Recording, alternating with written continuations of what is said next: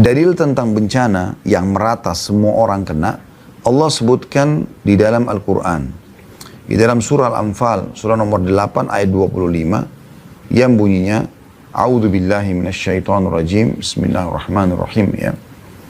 Wattaqu fitnatan la tusibanna alladhina zalamu minkum khassah wa'lamu ya, annallaha syadidul iqab. Yang artinya, hati-hatilah kalian. Bisa Anda buka di aplikasi Al-Quran, di handphone Anda, surah Al-Anfal, surah nomor 8 ayat 25, dan peliharalah diri kalian, atau selamatkan diri kalian dari siksaan yang tidak khusus menimpa orang-orang zalim saja di antara kalian. Bencana kalau datang, orang-orang beriman di lokasi pun itu bisa kena gitu kan. Dan ketahuilah bahwa Allah amat keras siksaannya. Ini baru dalilnya. Kita akan jelaskan nanti faktor-faktor penyebabnya, ya. Sehingga Anda bisa menyadari dan mengetahui, oh ternyata ini faktornya. Dan Anda kalau jauhi atau hindari faktor tersebut, secara otomatis juga Anda akan selamat dari hal yang menyebabkan atau datangnya bencana tadi. Sementara kalau cobaan dan ujian, dalilnya adalah surah Al-Baqarah, surah nomor 2 ayat 155. Dan ini saya sudah sampaikan tadi dan saya ingatkan kembali, kalau bencana, siksaan yang Allah timpahkan kepada sekelompok manusia disebabkan karena dosa atau pembangkangan mereka, dan itu menyeluruh, semuanya kena gitu. Sementara ujian dan cobaan adalah siksaan atau cobaan ataupun sesuatu yang berat bagi seseorang secara individu yang Allah timpahkan, bisa karena pembangkangan dan kemaksiatan mereka seperti orang kafir dan orang fasik, atau orang beriman untuk mengangkat derajat mereka. Nah, contohnya misalnya orang sakit, ya, orang keselio, diganggu oleh orang, gunjing, fitnah dan segala macam, ya. Baik, dalilnya surah Al-Baqarah, surah nomor 2 ayat 155. Tentu di sini maksud dalamnya kematian, ya, kekurangan harta, bangkrut, tertipu orang dan seterusnya gitu.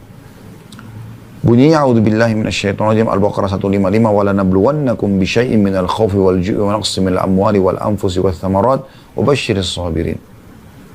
Kami pasti, kata Allah, kami pasti akan memberikan cobaan kepada kalian secara individu, semua orang beriman atau orang kafir, dengan sedikit ketakutan, kekhawatiran yang ada, ya. Kelaparan, kekurangan harta dan jiwa, juga buah-buahan. Dan beritakanlah kabar gembira kepada orang-orang yang sabar. Ya, jadi akan diuji oleh Allah SWT. Kita akan rasakan lapar, kita akan rasakan, ya, kekurangan harta, apakah ditipu orang, apakah kita belum mendapatkan pekerjaan, atau dan seterusnya, ya. Dan juga hasil panen tidak selamanya pasti maksimal. Pasti akan ada kekurangan-kekurangan yang terjadi, ya. Maka sampaikan berita gembira kepada orang-orang yang sabar. Jadi kita sudah sampaikan kurang lebih tentang gambaran definisi bencana yang akan menimpa seluruh orang di satu wilayah karena pembangkangan dan dosa mereka kepada Allah. Sementara ujian datangnya kepada individual, ya. Perlu kita tadaburi dulu sebelum lebih dalam kita bahas faktor-faktor penyebab daripada bencana dan juga cobaan, ya, individual tadi. Coba kita tadaburi ayat ini. Karena ini sebenarnya pondasi dasarnya. Terutama masalah bencana, ya. Karena kalau kita dengar bencana, teman-teman sekalian, longsor, tsunami, gempa, semua orang pasti ketakutan dan merasa ini sesuatu yang tidak diinginkan terjadi, ya. Berbeda mungkin dengan kalau ujian individual seperti misalnya lapar, haus, mungkin cuma dia saja yang rasakan. Dan ada juga orang, mungkin dia masih menikmati keadaan dia sampai Allah memberikan dia jalan keluar. Tapi kalau bencana ini susah sekali. Karena umumnya membinasakan dan menghancurkan gitu. Teman-teman sekalian, ayat Al-Quran ini perlu dirundungi surah Hud, surah nomor 11 ayat 117. Tentang pondasi dasar bencana itu. Bagaimana caranya supaya dia tidak datang, tidak terjadi, ya. Maka perhatikan surah Hud ayat 117 yang berbunyi, A'udzu billahi minasyaitonir rajim, wa ma kana rabbuka liyuhlikal qura bidzulmin wa ahluha muslihun. Dan Tuhanmu, hai Muhammad, sekali-kali tidak akan pernah membinasakan negeri-negeri secara zalim. Gak mungkin terjadi tsunami, bencana alam, ya, apapun itu sifatnya atau namanya, tidak mungkin terjadi ya, tiba-tiba tanpa sebab. Allah gak akan berbuat zalim. Dan Tuhanmu hai Muhammad sekali-kali tidak akan pernah membinasakan negeri-negeri secara zalim, sedangkan penduduknya berbuat kebaikan. Mereka jujur, mereka amanah, mereka bersedekah, mereka bakti sama orang tua, mereka menjenguk orang sakit, mereka menjauhi sifat-sifat buruk seperti bohong, menipu. Nggak mungkin negeri mereka itu, kota mereka dihancurkan oleh Allah. Itu nggak mungkin. Berarti pemahaman, ya, lawan daripada pemahaman dari ayat ini adalah kalau orang berbuat zalim, berbuat kemaksiatan dan itu merata, maka secara otomatis Allah akan datangkan bencana tadi. Kemudian dalam surah Al-Qasas surah nomor 28 ayat 59 juga Allah Subhanahu wa taala berfirman, A'udzu billahi minasyaitonir rajim wa ma kana rabbuka muhlikal qura hatta yab'atha fi ummiha rasulan yatlu 'alaihim ayatina wa ma kunna muhlikil qura illa wa ahluha zalimun. Yang artinya, dan tidak ada Tuhan dan tidak mungkin Tuhanmu hai Muhammad membinasakan kota-kota, negeri-negeri, desa-desa sebelum dia Allah mengutus di ibu kota itu seorang rasul yang membacakan ayat-ayat kami kepada mereka. Kalau dulu ada masa-masa nabi, masa kenabian, nabi-nabi diutus. Kalau mereka nolak, maka seperti kaum Nabi Lut, kaum Nabi Nuh, kaumnya Nabi Ibrahim ya yang di Babilonia, kaumnya Nabi Musa, Fir'aun dan pengikutnya. Ya. Setelah mereka nolak, baru kemudian mereka dibinasakan. Atau kalau sekarang sudah tidak ada lagi rasul, berarti akan datang para ulama-ulama, da'i-da'i, penyampaian-penyampaian tentang agama Islam ini kepada penduduk setempat. Ya.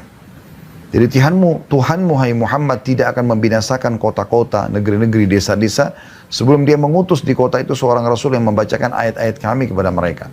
Dan tidak pernah pula kami membinasakan kota-kota kecuali penduduknya dalam keadaan melakukan kezaliman atau kemaksiatan.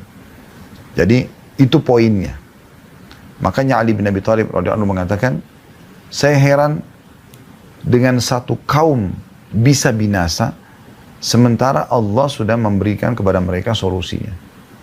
Menyampaikan, sebab binasa adalah kemaksiatan dan solusinya adalah istighfar. Tapi mereka tidak mau beristighfar, mereka tidak kembali kepada Allah SWT. Mereka anggap itu adalah hal yang boleh, malah dilegalkan, malah rame-rame melakukannya. Ya. Rame-rame berzina, rame-rame riba, rame-rame menipu, rame-rame. Maka akan merata juga siksaan yang datang. Dalam surah Asy-Syu'ara, surah nomor 26 ayat 208, Allah juga berfirman, A'udzu billahi minasyaitonir rajim, wa ma ahlakna min qaryatin illa laha mundzirun. Dan kami tidak akan pernah membinasakan satu negeri melainkan sesudah ada bagi mereka yang memberi peringatan. Ada orang yang ingatkan, tidak boleh ini haram, tidak boleh ini haram. Tapi diacuhkan, nggak dipedulikan para da'i, para ulama yang datang itu. Kalau di zaman masa Nabi-Nabi masih hidup, masa Nabi-Nabi, kalau di masa mereka masih hidup, maka Nabi-Nabi yang memperingatkan. Kalau zaman kita sekarang ada para ulama, para da'i yang menyampaikan, tapi tidak diingatkan, malah dianggap remeh. Dan disitulah Allah SWT akan mendatangkan hukuman kepada wilayah tersebut. Dan kalau hukuman Allah sudah datang, tidak akan pernah ada yang bisa mengelak. Anda bisa lihat, berapa kali terjadi di Indonesia kan di beberapa kota. Sampai depan mata mereka melihat rumah-rumah mereka hancur. Mereka melihat bagaimana tanah bergejolak. Bumi menelan semuanya. Bangunan-bangunan mereka, pohon-pohon mereka, ya, kendaraan mereka. Dan di YouTube masih banyak Anda bisa nonton masalah itu. Di depan mata fenomenanya ada.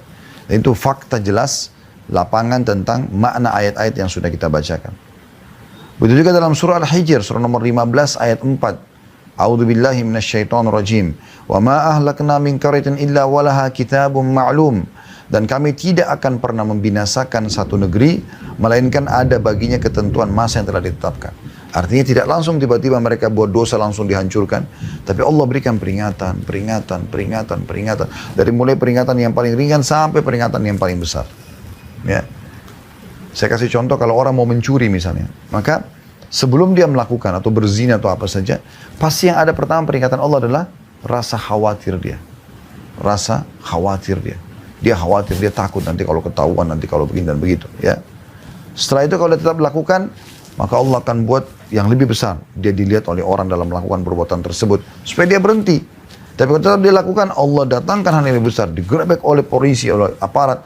Kemudian dipermalukan di medsos. Tetap dia lakukan, tidak kembali kepada Allah. Allah buat dia pada saat berzina, rubuh bangunan tersebut. Dan meninggal dalam kondisi memalukan dan memilukan. Seperti itu terus menerus. Ya. Dan ini tidak mungkin berubah. Ini peraturan sistem yang Allah buatkan. Anda kalau menjadi orang yang baik-baik di muka bumi ini, beriman kepada Allah, menjalankan perintah Allah, Anda akan seperti para nabi dan para pengikutnya. Mereka akan selamat dan mereka akan bahagia. Walaupun diolok-olok, dihina oleh para orang-orang yang tidak beriman. Dan Anda kalau memilih jalan-jalan seperti orang-orang yang telah dihukum oleh Allah, Anda akan sama dengan mereka. Fir'aun, Haman, Qarun, kemudian Namrud, dan banyak yang lainnya yang sudah Allah binasakan. Dan cerita mereka dikekalkan dalam Al-Quran. Ini semua akan sama jalurnya. Orang yang sholat, yang puasa akan sama jalurnya. Mereka akan bahagia, mereka akan menerima hasilnya, dan mereka juga akan husnul khatimah. Namanya juga akan harum. Orang yang mencuri, menipu, zina, sama. Akhirnya sama. Sama. Binasa tabrakan, memilukan, dan segala macam hal. Ya. Jadi Anda tinggal tentukan, pilih jalan yang mana gitu.